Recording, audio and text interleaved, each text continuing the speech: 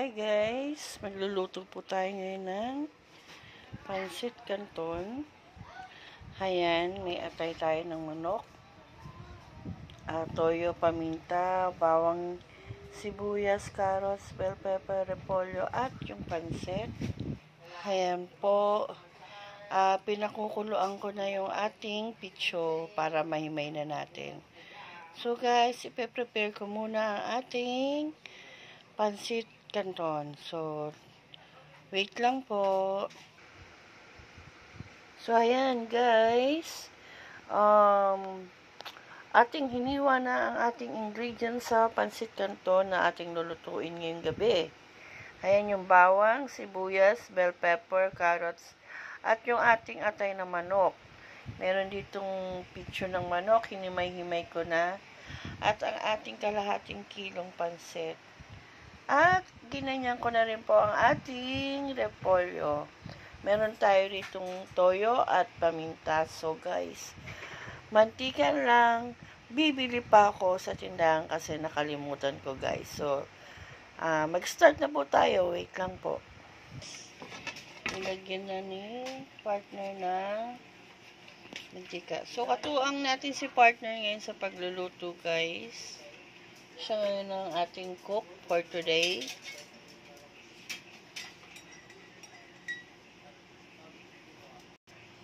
So, ayan guys, nahin natin ang ating bawang.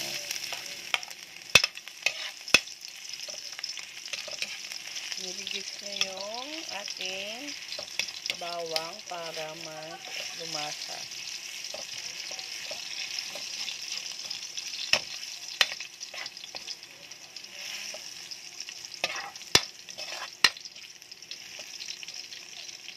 Next, ang ating onion or sibuyas.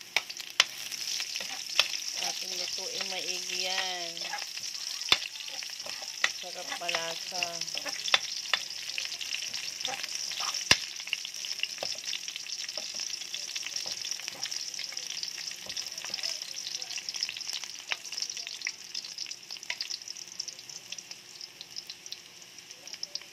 Next natin ay ang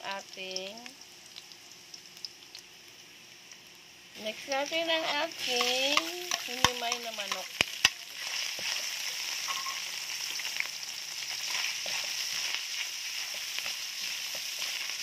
Ayan guys. Parang kulay mantika mo.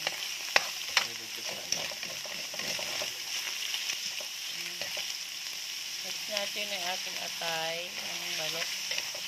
Kasama ng ibang carrot. So, magpadagdag tayo kay partner ng mantika kasi masusunog yung ating ingredients. Ayan, dinagdagan ng konting mantika.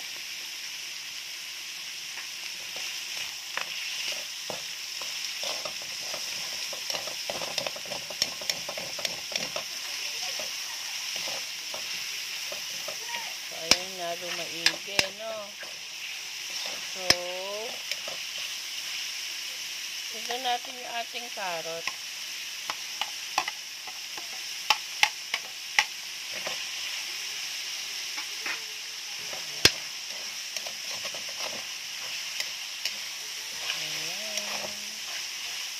Ni-strip ko guys yung carrots natin hindi pa bilog.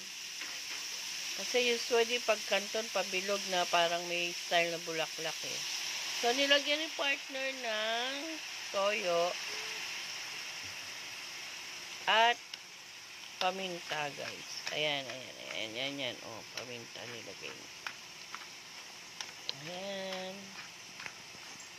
Next natin ay ang bell pepper. Ayan. Ilagay ko na yung ating pinagpakuluan ng manok. At dadagdagan pa ng konting sabaw. Para sa ating pag nilagay yung pansit natin maayos naman, mas masipsip, mas malasa. Ayan guys. So antayin natin guys yung kumulo. No? Yung takip natin, ano na.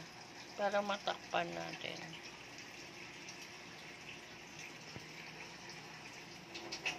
Ayan, dinamihan na ni partner ng tubig.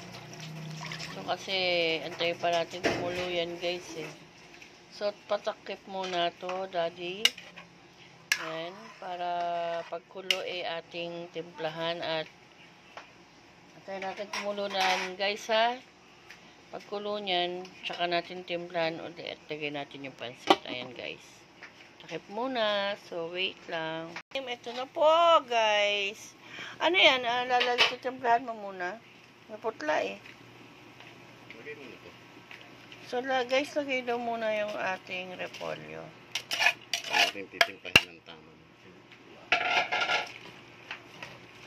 Tsaka daw titimplahan uli ni Master Chef yung ating pansit.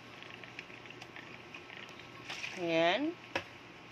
At nilagyan niya uli ng paminta. Ayan, guys.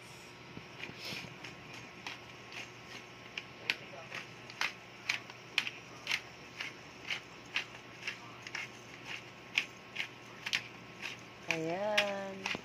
So, ayan, guys. Tinimplahan yan. So, asay natin siyang kumulo, guys.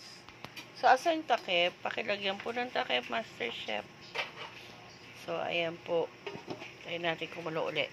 Guys, ito na. Lalagyan natin ng pansit. Yan, kalahating kilo yan, guys. Lalagay na ang pansit. Kalahating kilo yan, guys. Yung ating pansit. So, ayan. Lubog-lubog lang. So, ayan, guys. Tingnan natin ginagawa.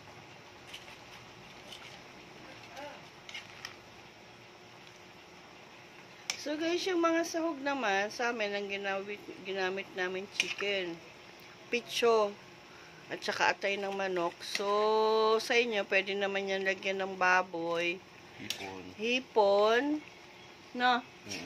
Yung ibang nilalagyan pa yan ng mga, kikiam ba yan? Kikiam, chicken balls. Oo, yan. Tapos, meron pa, isa, yung mahaba, yung sa Chinese, ano yun? Yan. Hindi. Ayan, chorizo. Chorizo naman yung iba. Kung tawagin, longganisang Macau. Ayan. So, guys, depende naman sa inyo yung, yung magiging sahog ng inyong pansit. Yung ang tawag doon, kung anong kaya ng budget, guys. So, yan ang aming ginawa sa ngayon. So, si partner ay, yan ang aming naisip. Yan ang kanyang nabili sa labasan. So, guys, luto na ang aming pansit. Konting halo na. Tapos, patutuyuin na lang yan, guys. So, ayun na yun. So, ang sarap, guys, oh. Diba? Oh, sarap. So, thank you, guys, for watching.